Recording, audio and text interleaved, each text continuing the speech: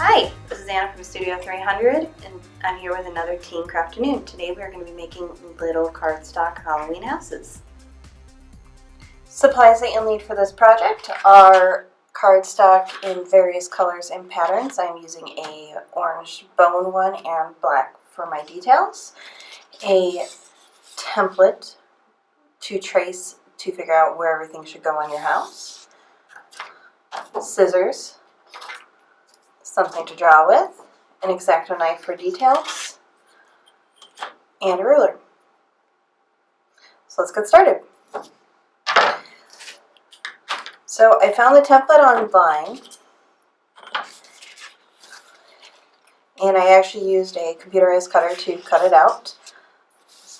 And all we're going to do is go ahead and trace the design on here, and then we will cut it out with the scissors and the X-Acto knife.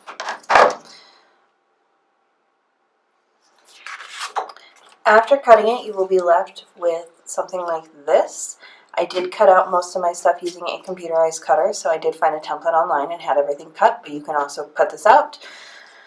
So this one already has perforated lines on it for making folding easier, but when you're folding yours, if you don't have those lines, if you didn't use a computerized cutter, you can go ahead and use a ruler, and then you're going to line it up with wherever you're supposed to be folding it. Line it up nice and neat just like that, and you will bend it. And that'll help you give a nice hard crease. So in this case, on this template, there is a bunch of places to fold it, so I'm going to fold it so that I have my square with a tab. So the tabs are important to make sure that it can connect. And then I'm also going to fold in the tabs on the roof. So this will give me this shape. And it already looks like a little bit of a house. So I'm going to go ahead and glue the house together. So what I'm going to do is just take a little bit of tacky glue. I really like tacky glue because it's inexpensive and it dries a little bit quicker than just regular white Elmer's glue.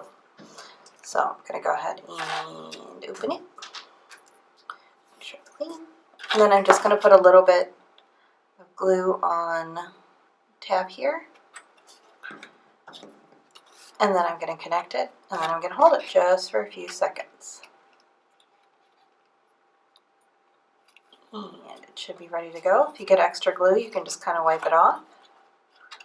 It'll come off, but it does dry clear.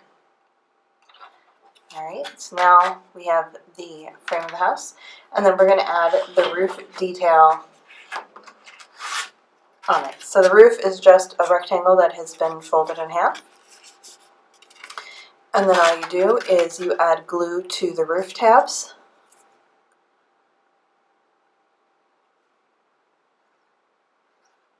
Just like this. And then we place our roof on it and center it as best as we can. So these have been cut a little long. So all I do is I press them down, and I can go from the inside. I just hold it for a second, just like I did for the rest. Make sure that it's as centered as you can get it. So this can be a little tricky at first. Just like that.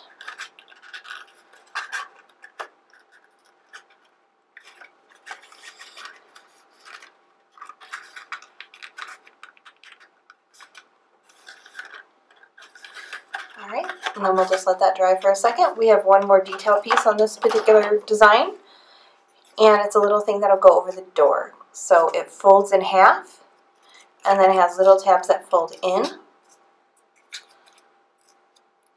And then we'll just put a little bit of glue on the tabs right here.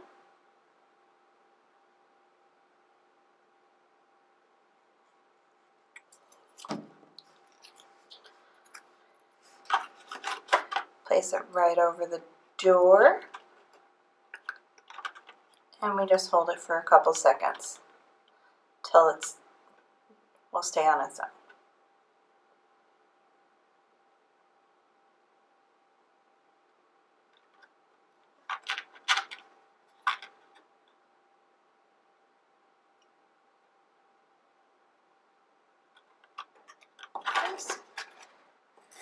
And then I do find that the roof is a little too long for this particular house. So I'm going to go ahead and trim the edges of the roof just a little bit. Try and make sure I do it evenly on both sides. And now I have a finished little house. And by mixing and matching different patterns, you can actually create your own little village just like this, and adding props will make it even more special. I hope you enjoyed this project, and if you guys decide to make this at home, you can share it on social media, either using hashtag FountaindaleLib or on fountaindale.org/crafternoons. And if you want to see more events like this, go to fountaindale.org/events. Have a great day.